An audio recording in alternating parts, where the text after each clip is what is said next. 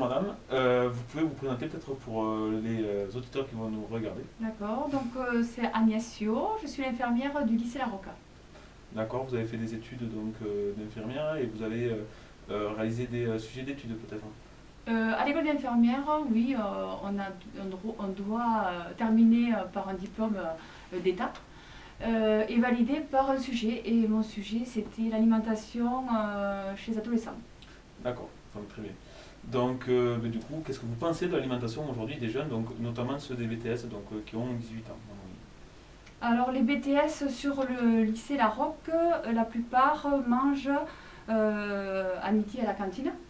Donc la cantine de La Rocque quand même propose des repas équilibrés entre les entrées, le plat principal et les desserts. Reste à charge à ces jeunes le déjeuner, le petit déjeuner et le dîner. Est-ce qu'il est équilibré? Trois facteurs vont rentrer en compte pour moi. Ça va être les ressources familiales, les moyens financiers des jeunes et après la culture alimentaire qu'ils ont. Forcément, oui. Il y a des jeunes qui ont une culture alimentaire, vous voulez dire, plus par les parents, c'est-à-dire suivant le milieu social d'où on vient peut-être. C'est ça, comment ils ont été élevés depuis leur enfance. Est-ce que le repas dans leur famille était important? Oui. Ou plutôt non, un moment convivial, un moment où il faut apprendre l'équilibre alimentaire ou pas. Bon, Chacun est élevé différemment. Un moment pénible peut-être pour certains. Oui, voilà. La culture aussi de pouvoir préparer soi-même les repas. Est-ce qu'ils ont pu le faire quand ils étaient jeunes? Parce que quand on devient indépendant, c'est ce qui peut être un problème pour les jeunes. Savoir cuisiner. Voilà. Ok. Et du coup, donc, dans le cas où ces repas à la charge des étudiants ne seraient pas équilibrés, ce serait quoi un peu l'impact d'une trop mauvaise alimentation chez ce public? L'impact d'une mauvaise alimentation sur les jeunes va entraîner automatiquement un déséquilibre. Et un déséquilibre alimentaire, donc souvent ils sont en manque de fibres, ce qui est essentiel aussi à la constitution du corps et à le maintien du corps. Qui sont apportés plus par les légumes du coup. Ouais, légumes, les fruits, voilà. Il faut un peu de tout, il faut aussi des protéines parce que ça fait partie de notre alimentation. Il faut des fibres. Donc souvent chez les jeunes, c'est une alimentation qui va être rapide et qui va être avec un goût attrayant. Donc vous l'avez ça dans le sucre et le sel. Et moins dans tout ce qui est les fibres. Donc souvent il y a un manque d'apport de fibres. De ce qui peut entraîner du coup les augmentations des maladies cardiovasculaires quand on arrive à l'âge de 40-50 ans. D'accord, ok. Des effets à long terme. Et sur le court terme, est-ce que vous avez quelque chose de plus visible, de plus parlant peut-être? Alors à court terme, ce qu'on peut vraiment voir... alerter les jeunes là direct qui se disent ah mince. Moi je pensais de légumes peut-être. Voilà. Vous pouvez leur faire peur. Après, il peut arriver en fait en ayant cette alimentation que je vous parlais de riche en sucre et en sel, peut arriver un problème de prise de poids. D'accord. Donc ça, de prise de poids parce que souvent les étudiants, ils abandonnent un petit peu aussi le sport. Donc ils ont moins de temps. Puisqu'il va avoir les études, l'organisation dans leur appartement, ils sont tout seuls, donc il faut qu'ils s'organisent un rythme de vie. Et c'est nouveau pour eux. C'est nouveau, ça peut être compliqué. Donc il y a cette organisation qui va rentrer en compte, et puis le temps aussi. Est-ce que je consacre du temps à me préparer à manger? C'est ça, c'est surtout ça. Oui, mais je n'aurai pas le temps pour étudier. Donc voilà, donc ça peut entraîner aussi un déséquilibre physique qu'on voit. Et après, ça peut entraîner aussi au niveau de la psychologie. Oui, c'est ça. Ils ne sont pas bien dans leur peau. En étant infirmière, vous avez peut-être vu, constater les méfaits d'une prise de poids ou les méfaits d'une ça se voit. Et puis aussi, après, leur comportement aussi. C'est-à-dire qu'ils vont, ils vont avoir une image d'eux négative. Donc du coup, ils ne vont pas être bien dans leur peau. C'est un cercle vicieux.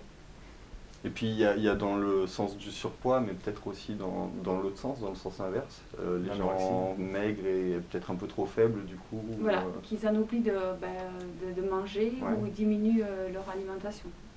Donc ils qu'une anorexie, une autre maladie quand même qui peut être... Alors oui, vous avez soit l'obésité ou alors à l'extrême l'anorexie. Tous les deux, c'est deux pathologies où il y aura des carences. D'accord. Donc des carences qui peuvent amener une fatigue peut-être. Exactement. Voilà, Et après, même plus tard, je vous parlais des maladies cardiovasculaires, mais vous avez aussi les cancers de la sphère digestive. Il y a des recrudescences. Cancer du côlon, voilà. Ok. D'accord. Voilà. Dû à une alimentation déséquilibrée.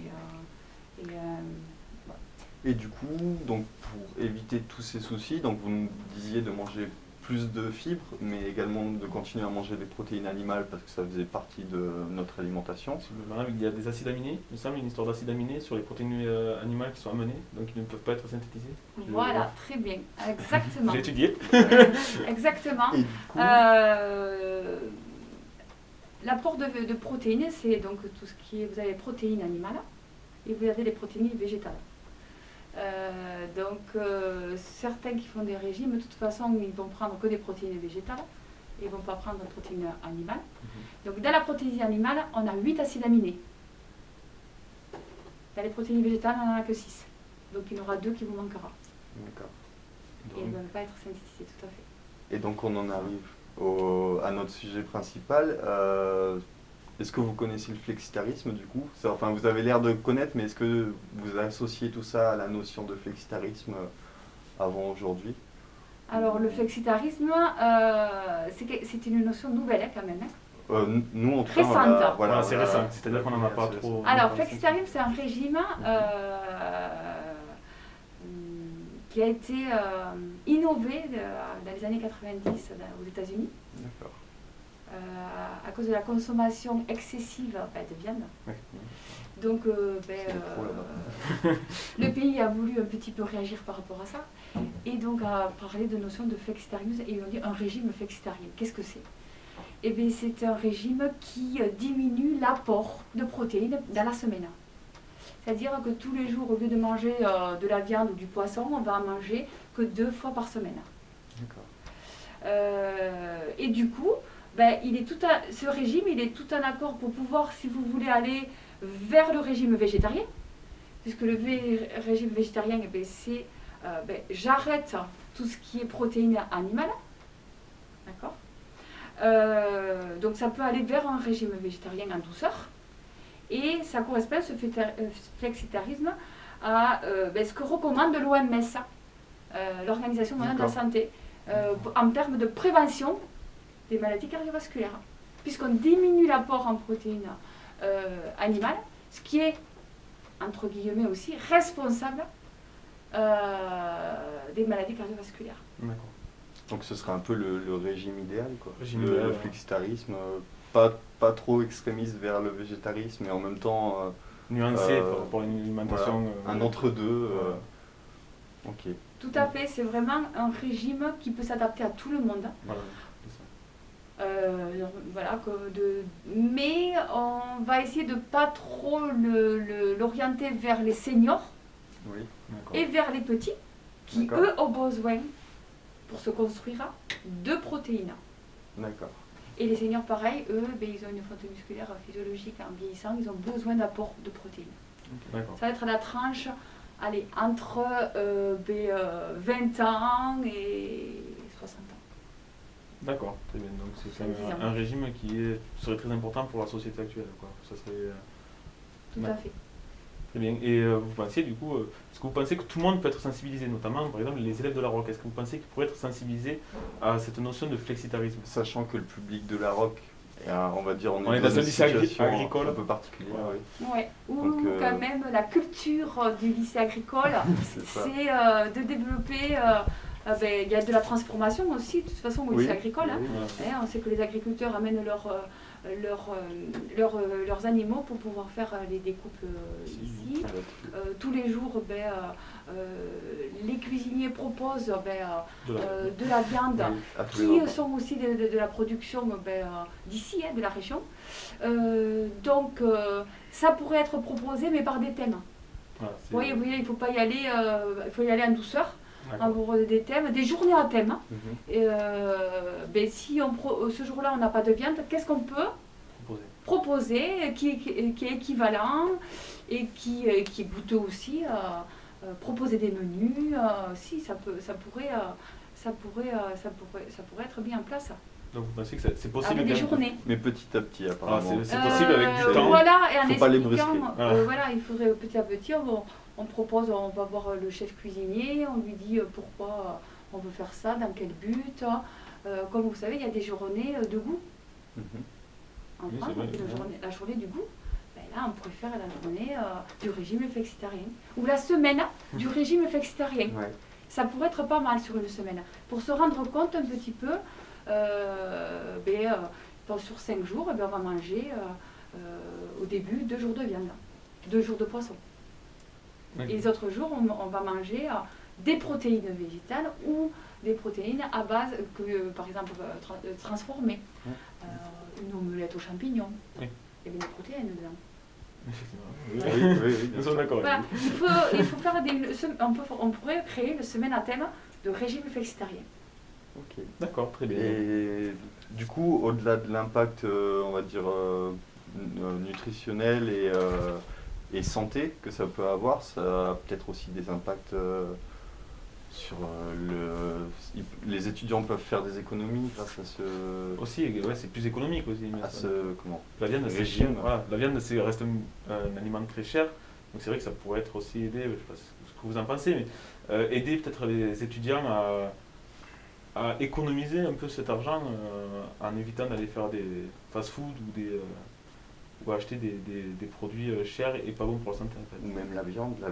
elle est quand même extrêmement chère comparée à une Un poireau, légumineuse ou Tout à un fait. légume. En fait, les produits les plus chers sur le marché actuellement, quand on fait les courses, on met beaucoup de budget sur la viande et le fromage. Mhm. Ce sont vraiment les deux produits qui coûtent cher. On peut, à petit budget, tout en étant bien encadré, bien éduqué, avoir des repas équilibrés, bien sûr.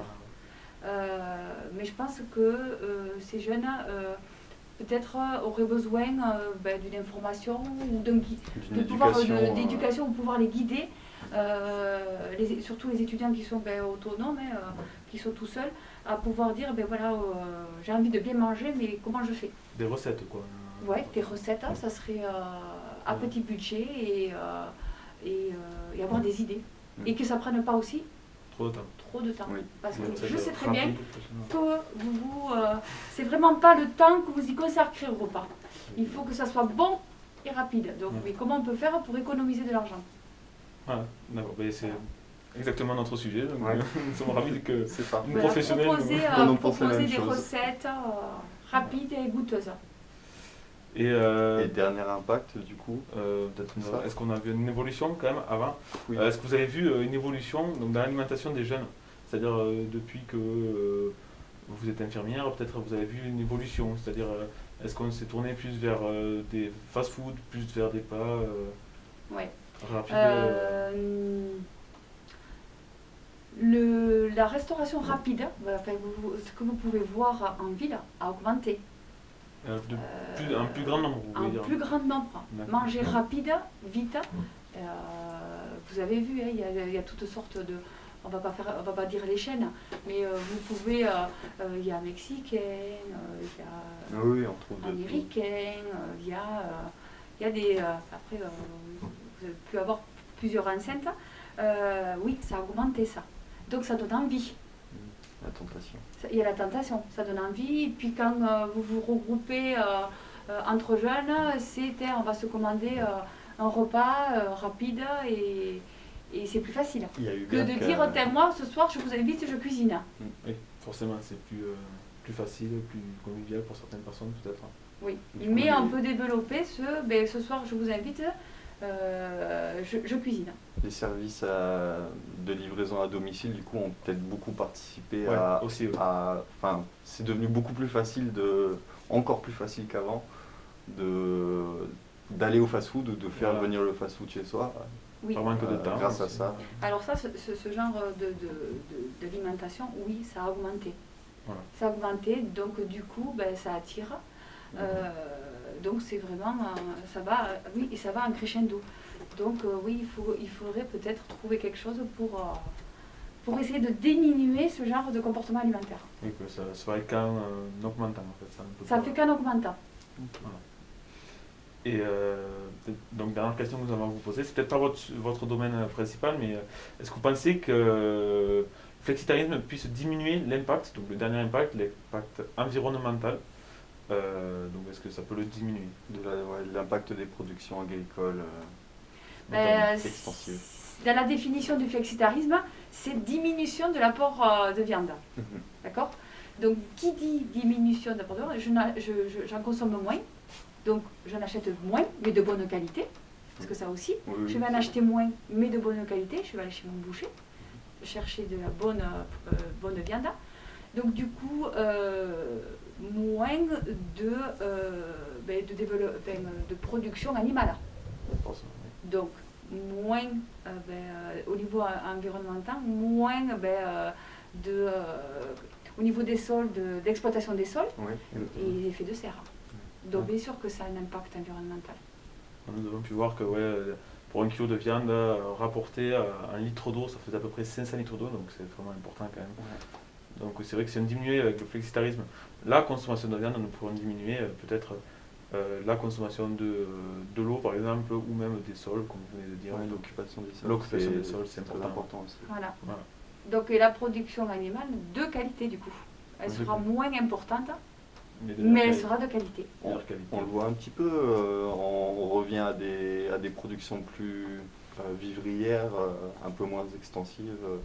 Ça a peut-être déjà un petit peu commencé, les mentalités ont peut-être commencé à changer. On commence à changer peut-être, oui, mais ça reste dans le milieu rural, il est toujours compliqué quand même de faire entendre raison à quelqu'un qu'il faut limiter la consommation ou la production de En fait, ce que vous pouvez, en tant qu'étudiant en BTS, c'est que vous vous formez dans un lycée et c'est là que vous commencez à avoir on commence à vous éduquer là en fait. Et vous pouvez faire changer les choses. Parce que si on commence à vous parler de régime du flexitarisme et qu'on vous montre l'impact que ça peut faire au niveau écologique et que le bienfait que ça peut faire sur la santé en plus, moi je pense qu'à votre niveau, vous pourrez faire bouger les choses. D'accord. Et ça peut évoluer dans le bon sens. Mais il faut commencer là maintenant.